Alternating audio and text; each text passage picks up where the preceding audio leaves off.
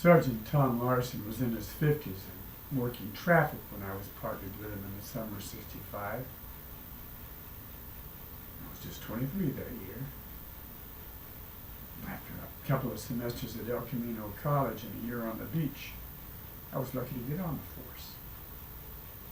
Jobs in the refinery or one of Torrance's two steel mills were scarce. This was a real break for me, even if it meant working with the fearsome Sergeant Larson.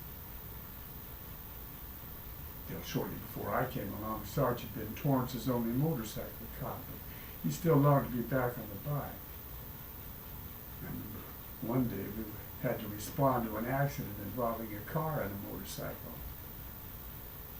The accident resulted in a fatality, and the scene was as gruesome as you might imagine.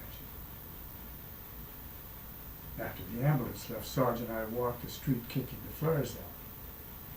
On our way back to our car, we passed by the tow truck with what was left of the bike on its lift.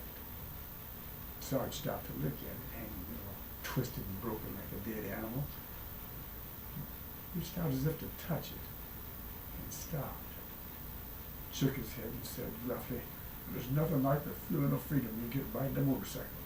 Damn me, I'd do it again in a heartbeat." I didn't say anything.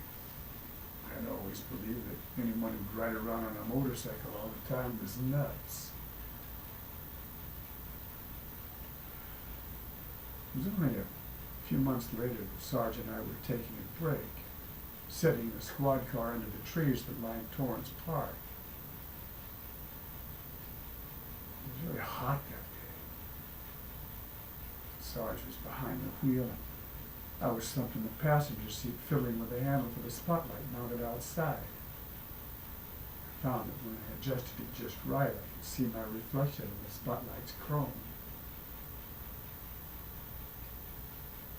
We were in one of the city's two brand new black and whites, a 1965 Ford Fairlane sedan, equipped with air conditioning. Although it was mid-afternoon and almost 100 degrees, we were cool and comfortable, almost cold in the idling police car. Sarge was watching some kids running through the sprinklers and playing in the grass, but you could barely hear their laughing and shouting through the car's closed windows. Down the street at the other end of the block, I saw a guy I thought I recognized. The guy paused at the intersection, glanced up and spotted us. He got down at his feet and kept shuffling along. Nothing much ever happened around here, and that made being a cop in Torrance a pretty good job.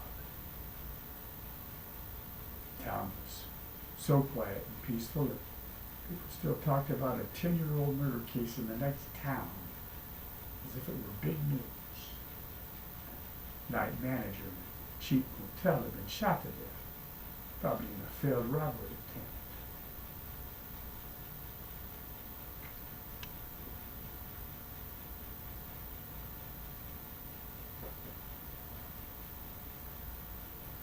But things like that never happened in Torrance. Giving out traffic tickets turned out to be the biggest part of this job. For me, the toughest calls were for family or business disputes. I wasn't comfortable with that duty. Confrontations bothered me. Since I grew up in Torrance, I usually knew the people involved at least slightly. I didn't like being drawn into their private lives. Sometimes I'd run into them afterward. There it would be, they knowing I'd seen them at their worst. That day we sat there in the car next to the park for half an hour without saying anything, Sarge and I. Truth was, I didn't much like talking to Sarge. Like most people, I was intimidated by him. Although I'd never heard of him losing his temper, I thought of him as being like a caged animal, ready to break loose at any time.